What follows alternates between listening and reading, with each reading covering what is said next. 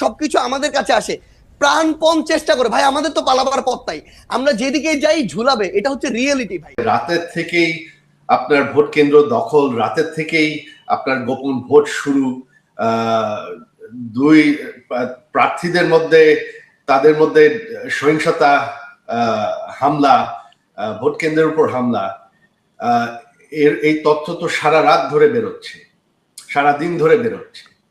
আর আপনার মানুষ কতটা অংশগ্রহণ করতে গিয়েছে, আপনাদের অফিসিয়াল তো সংখ্যা সকালবেলা সামান্য একটু ছিল, তারপর তারা বাড়াচ্ছে দিনের। তবে ভোট কেন্দ্রে দেখা যায় মাঝে মধ্যে একটু কিছু লোক আছে, কিছু কেন্দ্রে লোক আছে, বা তাছাড়া লোকজন নাই।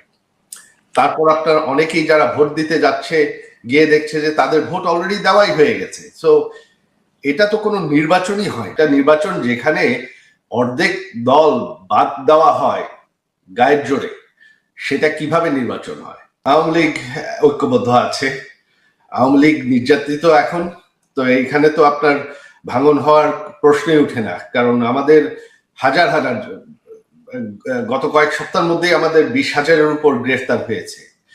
গত 1.5 বছরে আমাদের হাজার হাজার নেতারা, কর্মীরা জেলে আছে এখনো কোনো বিচার ছাড়া। আর বাকিদের তো দেশ ছেড়ে, অনেকের হাজার হাজারের দেশ ছেড়ে ভেগে যেতে হয়েছে, কারণ তাদের বাড়ি ঘর পুড়িয়ে দেওয়া হয়েছে। আমার যে নিজের বাড়ি, আমার বাবার বানানো বাড়ি, সেই 40 বছর পুরানো বাড়ি, ওই বাড়ি পুড়িয়ে দেওয়া হয়েছে। তো এখন তো বাংলাদেশে কোনো গণতান্ত্রিক পরিস্থিতিই নাই। তো সেখানে রাজনৈতিক দলের কি হবে এটা এখন চিন্তা করে কোনো লাভ নেই, এটা ভবিষ্যতেই দেখা যাবে। আওয়ামী লীগ হচ্ছে স্বাধীনতার দল আর দেশের সব থেকে পুরানো দল। আওয়ামী লীগ মুছে যাবে না, আওয়ামী লীগ ফেরার প্রশ্ন না, আওয়ামী লীগ দেশে আছে। এই দেখেন, এই নির্বাচনে দেশের অর্ধেকের বেশি মানুষ কিন্তু ভোট দেন, তারা বেশিরভাগ আওয়ামী লীগের সমর্থক। তো আওয়ামী লীগ দেশে আছে। এখন আমাদের নেতাদের উপর যে নির্যাতন হচ্ছে, যেটা আপনি বললেন, তাদেরকে তো দেশে ফিরলে গ্রেফতার করা হবে, জেলে নেওয়া হবে, হত্যা করা হবে। গত 1.5 বছরে 500-র উপর আমাদের নেতাকর্মী হত্যা করা হয়েছে। তাদের মধ্যে প্রায় 35 জনের মতন পুলিশের কারাগারেই হত্যা করা হয়েছে। তো এখন তো সেই পরিস্থিতিই নাই। আপনি যদি একটা গণতন্ত্রের কথা বলেন, সব থেকে বড় দল, যেটা সব থেকে পুরানো দল, তাদেরকে যদি আপনি গায়ের জোরে এভাবে নির্যাতন করে ব্যান করে রাখেন, তো তারা ফিরবে কিভাবে? আওয়ামী লীগ যদি ক্ষমা চায় তাহলে তারা ছাড় দিয়ে দেবে, নির্বাচন তো করে ফেলেছে। আমরা বারবার বলেছি এখানে, আমার মা নিজে ব্যক্তিগতভাবে জুলাই 24 সালেই যারা নিহত হয়েছে তাদের পরিবারদের সাথে দেখা করেছেন, তাদেরকে ওয়াদা করেছেন বিচার হবে। তবে আমরা একটা জুডিশিয়াল কমিটিও গঠন করেছিলাম, সেই কমিটিকে তো এই সরকার এসে বাতিল করে দিয়েছে। শুধু সেটা না, আওয়ামী লীগের তো শত শত কর্মী হত্যা হয়েছে, যারা তাদেরকে হত্যা করেছে তাদেরকে কিন্তু এই সরকার ইনডেমনিটি দিয়েছে, আইনগতভাবে ইনডেমনিটি দিয়েছে, যে যারা প্রোটেস্টার, তাদের বিরুদ্ধে কোনো আইনগত বিচার হবে না। তো আপনি এক হাতে আপনি হত্যাকাণ্ডর ইনডেমনিটি দিচ্ছেন, আরেক হাতে আপনি ক্ষমা চাচ্ছেন, ক্ষমা দাবি করছেন, সেটা কিভাবে হয় সেটা আমাকে বোঝান।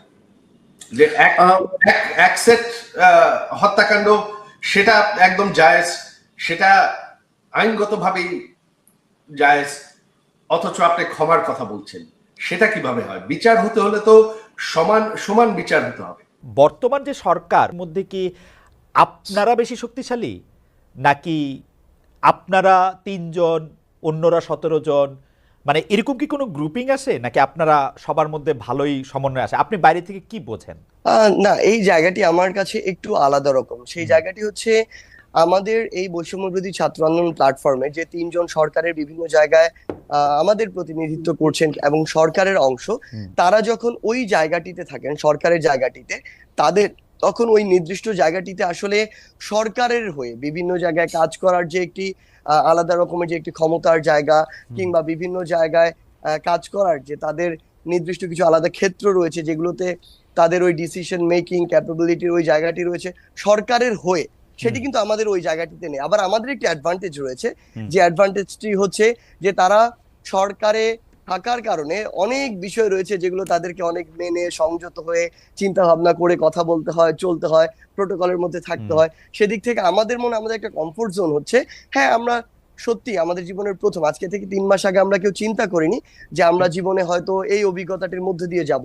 আজকে থেকে 3 মাস আগে কেউ আমরা ভাবিনি যে বাংলাদেশে 3 মাস পরে এই অবস্থায় আসবে।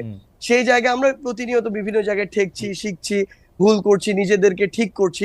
বাট আমরা তাদেরকে প্রত্যেকটি জায়গা, সরকারের যারা রয়েছে তাদের যে জায়গাগুলোতে আমাদের মনে হচ্ছে যে এই জায়গাগুলো আমাদের গঠনমূলক ভাবে সমালোচনা করা দরকার, কঠোরভাবে সমালোচনা করা দরকার, সেটি করার আমার যেমন সুযোগ রয়েছে, আবার জনগণের সাথে একদম রাজপথে সংগ্রাম করার যেমন আমার সুযোগ রয়েছে, আবার প্রত্যেকটি জেলায় জেলায় ছুটে গিয়ে আমার সাধারণ যারা আন্দোলনকারী ছিল, ছাত্র জনতা ছিল, তাদের সাথে মেশা, কথা বলা, আমার যারা আহত ভাই বোনেরা কিংবা শহীদ পরিবার রয়েছে তাদের সাথে কথা বলা, এই যে প্রোটোকলের বাইরে থেকে যে এক্সট্রা একটি সুবিধা, আমার যখন ইচ্ছা আমি চলে যেতে পারছি, যখন ইচ্ছা আমি রিক্সায় চলতে পারছি, রাস্তা দিয়ে মাস্ক পরে আমি হেঁটে বেড়াতে পারছি, এই আমার একটা আলাদা অ্যাডভান্টেজ রয়েছে।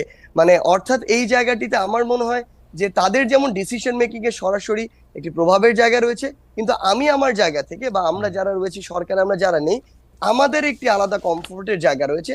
একই সাথে আমরা বাংলাদেশের এই একটি রাষ্ট্রপতি ইস্যুতে আমরা দেখলাম যে আমরা বিভিন্ন রাজনৈতিক দলের সাথে যেমন কথা বলছি। আমি আসছি এটার ব্যাপারে। আপনার এইটাতে আপনি বলছিলেন যে নাহিদ বা মাহফুজ বা আসিফকে অনেক চিন্তা ভাবনা করে কথা বলতে হচ্ছে।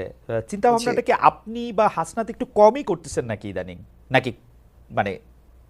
আচ্ছা, আমি আপনার অ্যাঙ্গেলটা বুঝতে পেরেছি। আসলে আমরা চিন্তা ভাবনা কম করছি এটা আমরা মনে করি না, বরং আমি আমার জায়গা থেকে বা হাসনাতের জায়গা থেকে আমি সামগ্রিক ভাবেই বলি। আসলে আমি প্রথমে আপনাকে একটা কথা বলে নিয়েছি, 3 মাস আগে আমরা যে জীবনে এই পর্যায়ে থাকবো এটা আমরা কখনো কল্পনা করিনি, এবং সবগুলোই আমাদের জীবনের নতুন নতুন অভিজ্ঞতা। ইভেন আমরা ওই যে আমরা 4 তারিখে আমরা যখন ঘোষণা দেই যে 6 তারিখে আমাদের লং মার্চ টু ঢাকা হবে, তখনই আমাদের ইনস্ট্যান্ট আবার আমাদের ডিসিশন বিভিন্ন পার্সপেক্টিভ চিন্তা করে প্রায় 30 মিনিটের একটা ডিবেটের পরে আমরা ডিসিশনে আসি যে না, পরশু নয়, আগামীকালই long march to Dhaka. So এরকম বিভিন্ন জায়গায় আমরা বিভিন্ন সময় আসলে যেটা হয়েছে যে প্রথম অভিজ্ঞতার মধ্যে দিয়ে যখন গিয়েছি তখন সেই জায়গাগুলোতে ঠেকেছি, বাট আমাদের যখন আবার সামগ্রিক একটি আলোচনার মধ্যে দিয়ে মনে হয়েছে যে না, এই জায়গা আমাদের এইভাবে কাজ করা দরকার। সত্যি কথা বলতে আমাদের বিবেককে আমরা কোন একটা নির্দিষ্ট জায়গায় একদম কনক্রিট করে রাখি না এবং রাখতেও চাই না। আমরা মনে করি যে কেউ যদি আমাদেরকে এমন কোন একটা পরামর্শ দেয় বা আমাদের নতুন একটা ইনসাইট দেয় যেটা আমাদের মনে গ্রেটার পার্সপেক্টিভে বেটার, তখন আমরা ওটা গ্রহণ করার যে মানসিকতা সেটি রাখি। সেক্ষেত্রে কিছু ভুল হচ্ছে, কিন্তু সবসময় সংশোধন করার চেষ্টা আছে। কেউ কেউ আমাকে বলেন যে আপনারাও যে জায়গার থেকে আপনি এসছেন, ছাত্রলীগের যে রাজনীতির কথা আপনি বলছিলেন, যে অত্যাচার নিপীড়নের কথা বলছিলেন, সেই অত্যাচার নিপীড়নের আমরা সরাসরি সাক্ষী। আপনাকে আর এটি মানে ব্যাখ্যা করে না বললেও চলবে, আপনি নিশ্চয়ই জানেন। কিন্তু আপনারাও কি এখন ছাত্রলীগের সেই জায়গাটাই দখল করেছেন কিনা? আপনারাই কি এখন একটা শোডাউন ভিত্তিক একটা জায়গায় আপনারা নিজেদেরকে দেখতে চান কিনা? সেই জন্য যত রকম মানে আপনাকে দেখা যায়, আপনি বা হাসনাত বা নাহিদ বা মাহফুজ এত চমৎকার করে কথা বলেন, কিন্তু অন্য সময় দেখা যায় যে আপনারা প্রায় একে হুমকি দিচ্ছেন, তাকে ধমকি দিচ্ছেন, তাকে বলছেন যে এখান থেকে বাদ করে দিবেন, এটা করে দিবেন। এরকম কেন? মানে এই শোডাউনের একটা প্রক্রিয়া কিন্তু আপনারা চালু রেখেছেন, মানে এটা কেন? মানে এরকম না হইলে আমরা যারা আপনাদের সাবজেক্ট আছি আমাদেরকে আপনারা শাসন করতে পারেন না, মানে আপনাদের একজন প্রভুর জায়গায় যাইতে হয়, ছাত্রলীগ আওয়ামী লীগের মতোই। বা সায়ন থেকে যখন বলবো তখন বলবো বিএনপি বা তার সহযোগী সংগঠনের মতোই। দেখুন, এই জায়গায় একটি কথা বলি, সেটি হচ্ছে যে আমরা আসলে 5ই অগস্টের অভ্যুত্থান পরবর্তী সময় একদম লম্বা একটা সময় ধরে ইভেন আজকের দিন পর্যন্ত আমাদের বিভিন্ন দিক থেকে আমাদের চক্রান্তের গন্ধ আসে, বিভিন্ন দিক থেকে বিভিন্ন নাশকতার বিভিন্ন রকমের যে প্ল্যান সেগুলো আমাদের সামনে বিভিন্ন ভাবে আসে। এবং সবচেয়ে বড় কথাটি হচ্ছে যে এই যে অপশক্তিটি মনে করে আমরা যখন একটু শান্ত হয়ে যাই তখন মনে করে যে সকল ছাত্র জনতা আবার ঘরে ফিরে গিয়েছে, ক্লাসে ফিরে গিয়েছে। এবং ওই সময়টিতে তারা এমন ভাবে, আমরা দেখেছি সচিবালয়, আপনি নিজে দেখেছেন, আমরা হাইকোর্টে দেখেছি, আমরা বিভিন্ন জায়গায় এটি দেখি, আমরা গার্মেন্টস কর্মী, আমরা সাভারের দিকে দেখেছি, তারা বিভিন্ন ভাবে বিভিন্ন রূপে ফিরে আসে এবং তখন ফিরে আসে যখন দেখে আমরা কিছুটা শান্ত হয়ে গিয়েছি। তখন ওই যে আমাদের 3 অগাস্ট কিংবা 18, 19 জুলাই কিংবা 5 অগস্টের যে Interesting. হুঙ্কার দিয়ে মানে রাজপথে থাকা, interesting, রাজপথে নামা, interesting. ঠিক ওইভাবে আসতে হয়। কিন্তু সত্যি কথা এটি খুবই যে আমরা ইন্টারেস্টিং আসলে পয়েন্ট। ওইভাবে আসতে চাই না, এবং আমরা চাই ধীরে ধীরে যে বিষয়গুলো সংস্কার প্রয়োজন, রাষ্ট্রের স্বার্থে interesting. এখনই যে বিষয়গুলোতে কাজ করা প্রয়োজন, ওই বিষয়গুলোতে আমরা কাজ করি, এবং কাজ করে আমরা এই বাংলাদেশকে যে জায়গায় দেখতে চাই, এবং সবশেষে একটি জনগণের ভোটে নির্বাচিত যে একটি সরকার আমরা দেখতে চাই, সে পথে যাই। কিন্তু সবচেয়ে বড় কথা হচ্ছে ওই যে আমরা একটি কথা বারবার বলছি যে ফ্যাসিস্টের মাথা চলে গেলেও এই যে ডালপালাগুলো, এগুলো বিভিন্নভাবে বিভিন্ন দিক থেকে উকি দেওয়ার চেষ্টা করে, গর্ত থেকে উঠে আসার চেষ্টা করে, এবং তাদের সাথে আপনি যদি ভালোভাবে ডিল করতে চান, তারা তখন মাথায় উঠে বসে। ওই জায়গায় আপনার মাঝে মাঝে অন্তত তাদেরকে এটা বোঝানোর জন্য যে না, আমরা এখনো আছি এবং প্রয়োজন হলে আবার আমরা রাজপথে নামতে পারি, এটা বোঝানোর জন্য হলেও আসলে মাঝে মাঝে হুঙ্কার দিতে হয়। সার্জিস, খুবই ইন্টারেস্টিং।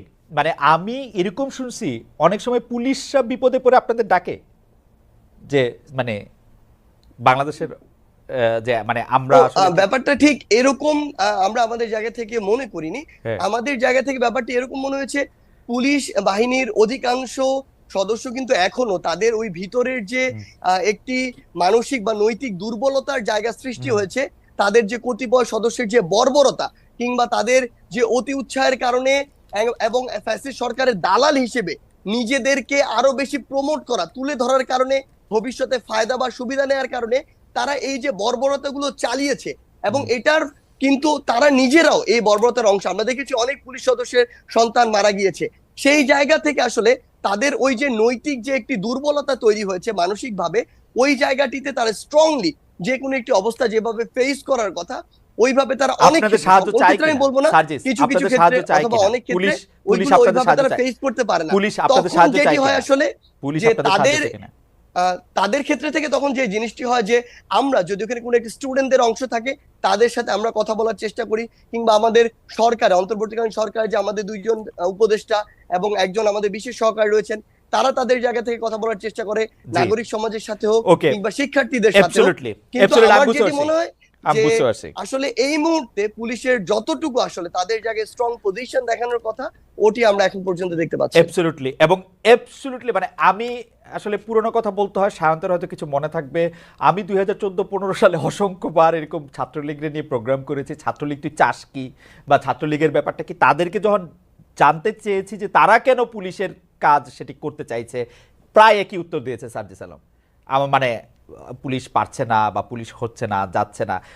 একটা জিনিস আপনাকে তাহলে আমি আপনাকে একটা জিনিস আমি আবার আসবো এখানে আপনার কাছে একটা সার্জিস। বিস্তর পার্থক্য আছে। না, পার্থক্যটা আমি শুনবো, পার্থক্যটা আমি এটাতে শুনবো। আমি দ্বিমত প্রকাশ করি। না, না, ঠিক আছে। 2014 সালের না, যে কথা আচ্ছা। আপনি বলছেন, আচ্ছা। আওয়ামী লীগ তখন তার সুসময়ের সর্বোচ্চ মাত্রায়। আচ্ছা। এই টাইমে আওয়ামী লীগের এই যে লেজুর ভিত্তিক ছাত্র সংগঠন, ছাত্রলোক যদি এই এক্সকিউজ দেয় যে পুলিশ নৈতিকভাবে দুর্বল, মানসিকভাবে দুর্বল, পুলিশ রাস্তায় কাজ করতে পারছে না, এটি কোনোদিনও গ্রহণযোগ্য নয়। Okay. কিন্তু আপনি যদি অভ্যুত্থান পরবর্তী একটি সিচুয়েশন দেখেন, এই জায়গা একদম এটার একদম দৃশ্যমান একটি উদাহরণ রয়েছে। Okay, তাই okay. দুই জায়গার ঠিক আছে। সিনারিও বিস্তর একটি পার্থক্য রয়েছে।